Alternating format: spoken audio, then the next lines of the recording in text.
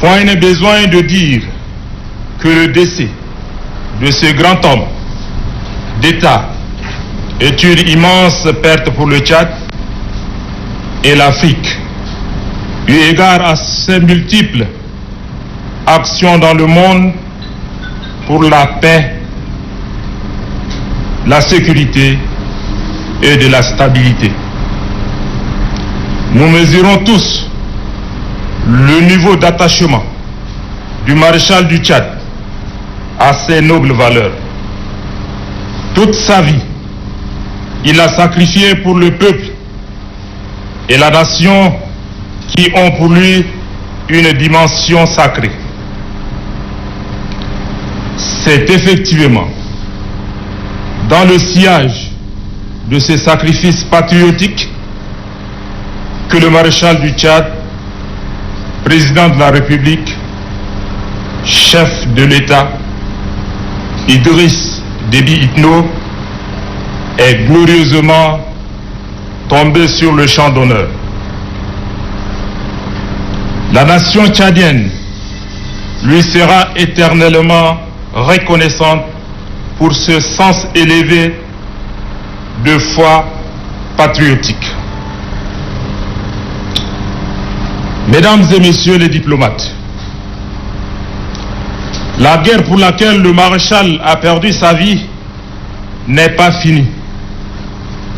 La situation sécuritaire demeure hautement grave, compte tenu de la persistance et de l'ampleur de la menace terroriste.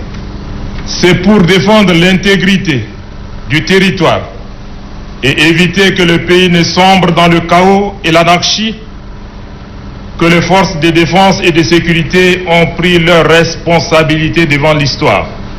Il est indéniable que le contexte dans lequel vit notre pays, une vigilance renforcée et un engagement sans faille sur le terrain. Il est de la mission première de l'armée qui est le devoir de défendre la sécurité et l'intégrité territoriale, de se mobiliser pour faire face à ce défi.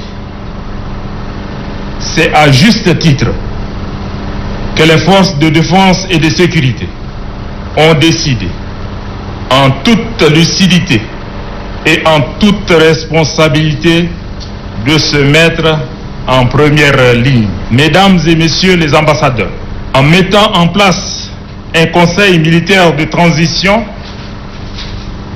les forces de défense et de sécurité ne cherchent nullement à s'accaparer du pouvoir.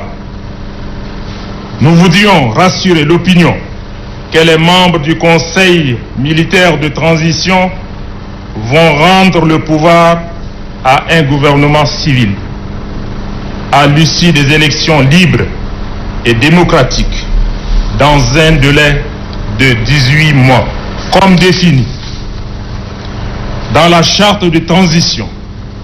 Le Conseil militaire de transition s'emploiera à consolider la démocratie, assurer la paix et la stabilité, garantir la sécurité et l'inviolabilité du territoire national. C'est dans ce souci que nous avons pris un certain nombre de décisions, au nombre desquelles il y a la dissolution de l'Assemblée nationale et du gouvernement, la fermeture des frontières aériennes et terrestres et l'instauration du couvre-feu de 18h à 5h du matin. Le Conseil militaire de transition sera le garant des traités et accords internationaux et divers engagements pris par le Tchad. Notre engagement sur le front de la lutte contre le terrorisme, pour lequel s'est sacrifié le maréchal du Tchad, ne va pas faiblir. Nous serons présents et actifs aux côtés des pays amis pour combattre sans relâche, libres terroristes et obscurantisme. Voilà, messieurs et mesdames, les diplomates, les motivations légitimes qui sont à la base de la mise en œuvre du Conseil militaire de transition. Notre seul objectif est l'avenir de ce pays qui nous est très cher. C'est bien évidemment cette préoccupation cardinale qui explique tout le sens de l'appel pressant au dialogue lancé à l'endroit de tous les compatriotes de l'intérieur et de l'extérieur.